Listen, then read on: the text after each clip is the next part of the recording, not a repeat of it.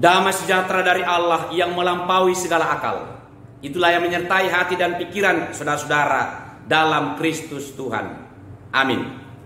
Salam sejahtera dan salam sehat bagi kita semuanya. Bapak Ibu jemaat Tuhan, marilah kita mendengarkan firman Tuhan, khotbah pertaniangan dari Nas Epistel pada Minggu tanggal 6 Juni 2021. Tertulis pada kitab Kejadian pasal 3 ayat 1 sampai ayat 7. Adapun ular ialah yang paling cerdik dari segala binatang di darat yang dijadikan oleh Tuhan Allah.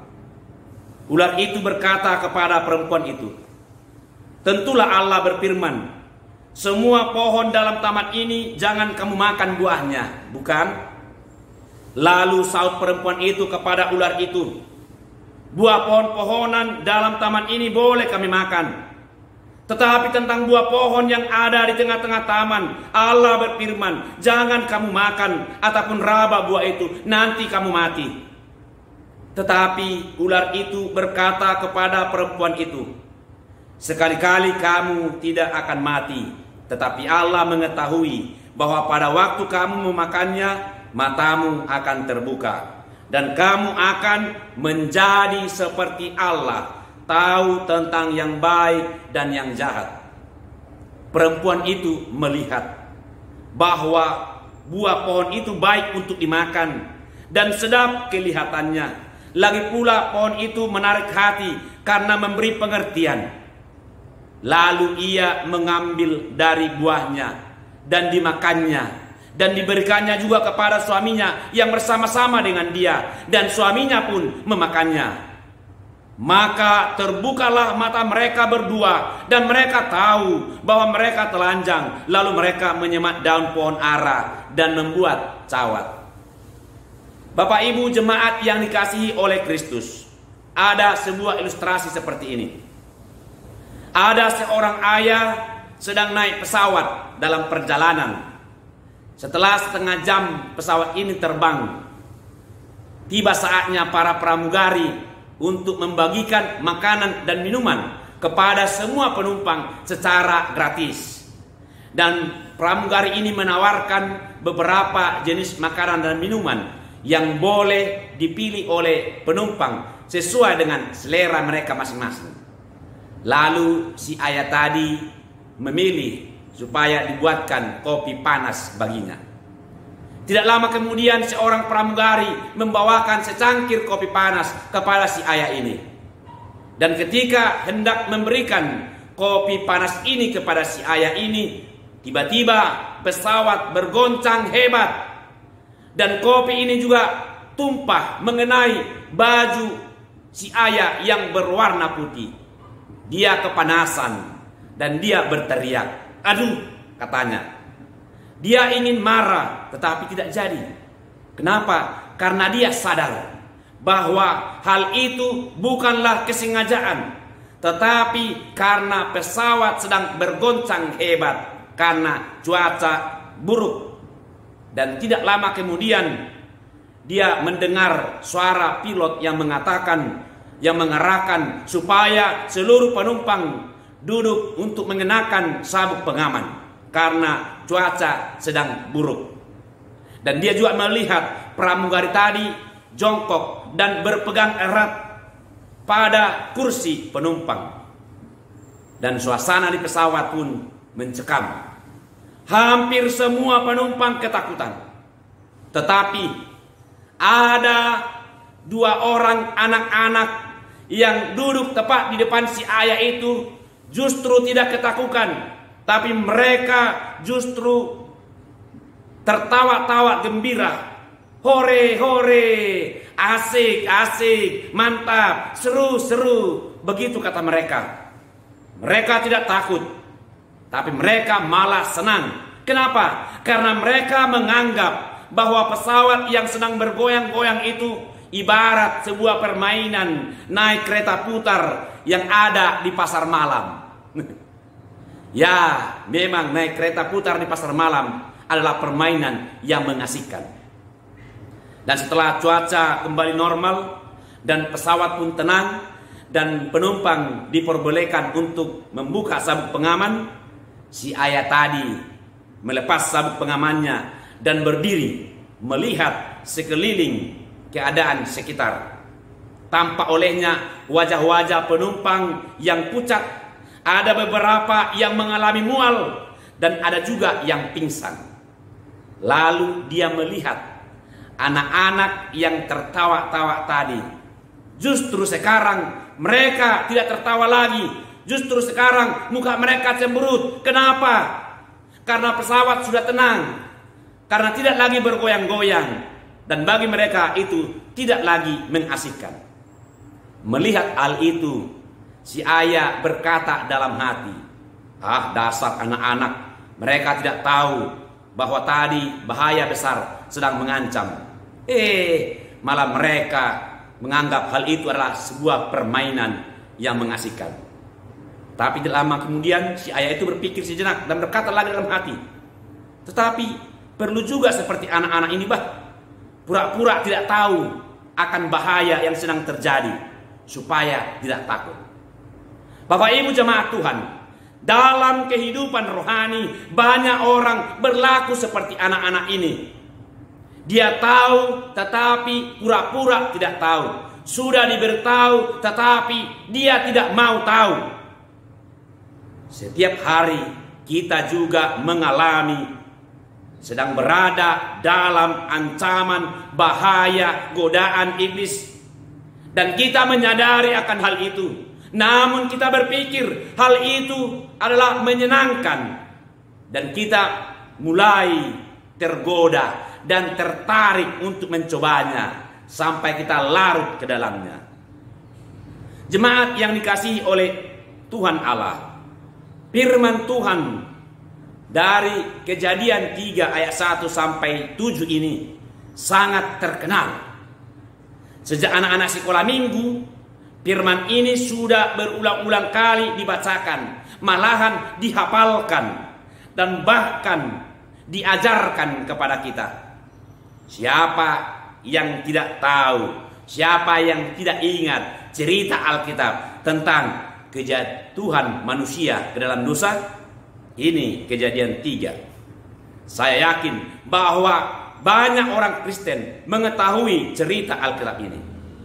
Oleh karena itu, melalui khotbah ini kita diingatkan agar meningkatkan kewaspadaan iman terhadap berbagai macam godaan dan tipu muslihat iblis yang membuat kita bisa jatuh ke dalam dosa.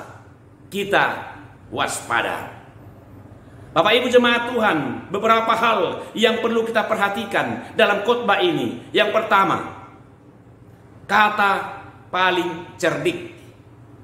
Iblis memakai ular yang paling cerdik dari antara semua binatang yang ada di darat yang diciptakan oleh Allah. Kata yang paling cerdik ini justru dipakai oleh iblis untuk menipu manusia.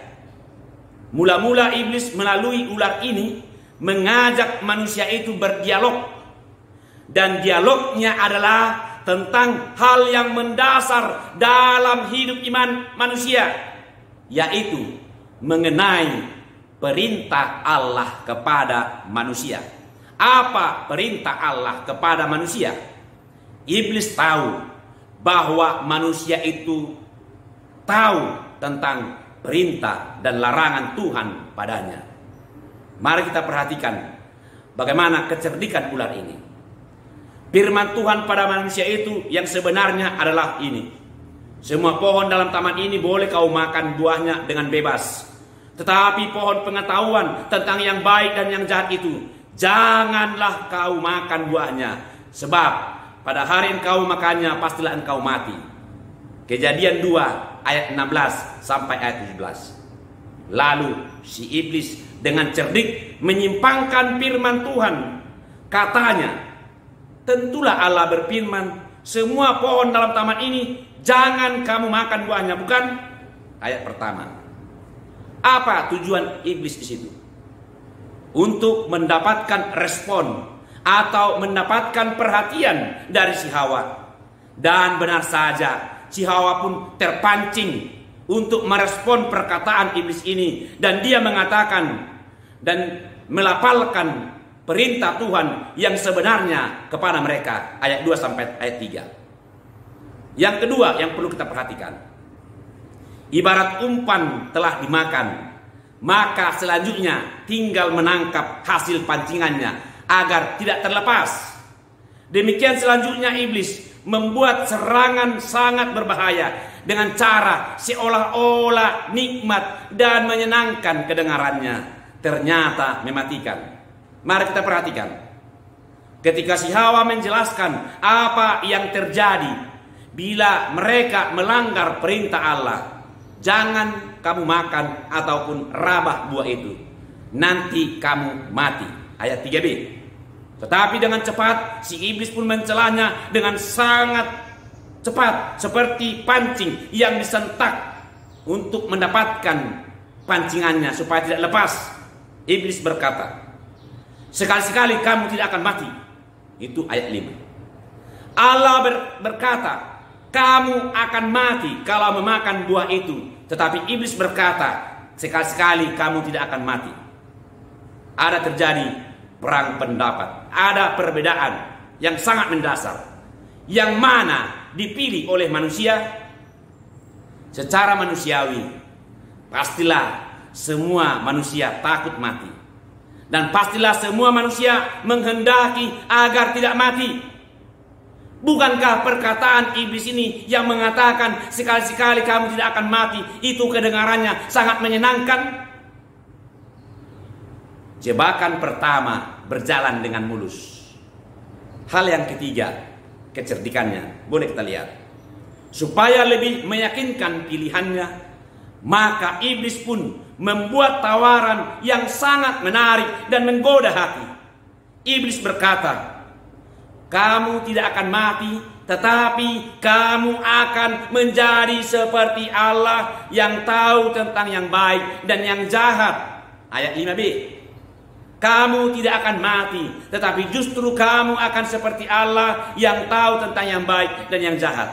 Menarik, bukan? Menjadi seperti Allah. Apa dasarnya iblis berkata demikian? Apa kuasa iblis yang mengatakan kamu akan seperti Allah, mengetahui tentang yang baik dan yang jahat? Artinya, pengetahuan manusia disamakan dengan pengetahuan Allah. Ini adalah tipu muslihat, menarik hati, namun sangat berbahaya. Dan benar saja, manusia itu pun terjebak. Manusia itu pun tergoda. Ketika mendengar perkataan si ular itu, maka si Hawa pun tergoda untuk melanggar perintah Allah. Lalu dia memetik dan memakan buah dari pohon yang dilarang oleh Allah. Inilah awal manusia jatuh ke dalam dosa. Hawa pun melihat bahwa buah itu baik untuk dimakan dan sedap kelihatannya dan memberi pengertian.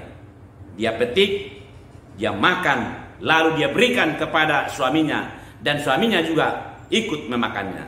Saat itu terbukalah mata mereka dan mereka tahu bahwa mereka telanjang. Lalu mereka menyemat daun pohon ara dan membuat cawat. Ayat 7. Bapak Ibu jemaat Tuhan, terkadang apa yang menarik hati dan apa yang sedap kelihatannya adalah jebakan maut yang membuat kita bisa jatuh ke dalam dosa.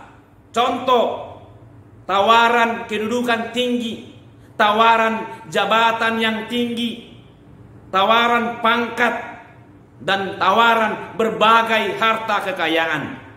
Semuanya itu bisa saja membuat manusia itu terjebak di dalamnya. Bisa saja manusia itu menghalalkan segala cara untuk mendapatkan keinginannya. Maka waspadalah.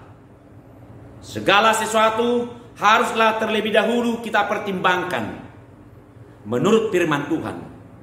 Bagaimana firman Tuhan? Apakah melarang atau tidak? Sebelum kita membuat suatu keputusan bertindak, mari kita teliti, mari kita lihat apakah hal itu dilarang Allah atau tidak, agar kita tidak masuk dalam jebakan tipu muslihat iblis. Jemaat yang diampuni oleh Tuhan Yesus. Dosa yang dilakukan manusia pada konteks firman Tuhan ini adalah melanggar larangan Allah. Memang mereka tidak bertindak secara fisik, mereka tidak berbuat keonaran, mereka tidak berbuat kekerasan, mereka tidak membunuh, mereka tidak mencuri, mereka tidak merampok, mereka tidak korupsi, dan lain-lain. Mereka memetik dan memakan buah yang telah dilarang Allah, yang berarti dosa mereka adalah melanggar larangan Allah, melanggar perintah Allah. Itu sama dengan melawan Allah sendiri. Pesan utama bagi kita adalah agar semua larangan Allah jangan kita langgar, apapun itu. Dan kita sudah tahu banyak larangan Allah, tahu berbagai larangan Allah. Dan kita mengetahui juga apa akibatnya kalau kita melanggar larangan Tuhan itu. Kita sadar, tapi kita terkadang berlaku seperti anak-anak. Kita tahu, tapi pura-pura tidak tahu. Kita menganggapnya hal itu menyenangkan hati, seperti anak-anak yang berada dalam pesawat yang bergoyang-goyang tadi. Kita sadar kita telah tergoda untuk melakukan pelanggaran, tapi demi meraih yang kita inginkan, kita tidak peduli pada pelanggaran tersebut. Bahkan kita tidak peduli apa yang kita korbankan. Mengorbankan keluarga yang terdekat, sebagaimana Hawa memberikan kepada suaminya Adam. Kita juga terkadang mengikut sertakan keluarga kita melanggar perintah Tuhan demi mencapai keinginan kita. Waspadalah, kiranya Roh Kudus menyertai hati dan menguatkan kita, menerangi pikiran kita dan menguatkan hati kita, supaya kita tidak tergoda, tidak terjebak dalam tipu muslihat iblis. Tetapi kita tetap sadar dalam jalan Tuhan yang benar. Amin. Kita berdoa. Terima kasih ya Tuhan atas firman-Mu ini yang mengingatkan kami supaya menjauhkan diri terhadap tipu muslihat iblis, dan supaya kami tetap sadar, dan supaya kami tetap waspada, supaya kami kuat bertahan, supaya tidak tergoda, tetapi kami lebih banyak melakukan hal-hal yang Kau inginkan. Kiranya Engkau memampukan kami, berikan Roh Kudus-Mu, dan itulah yang menyertai hati dan pikiran kami melakukan semuanya itu. Dalam Kristus Yesus kami berdoa. Amin.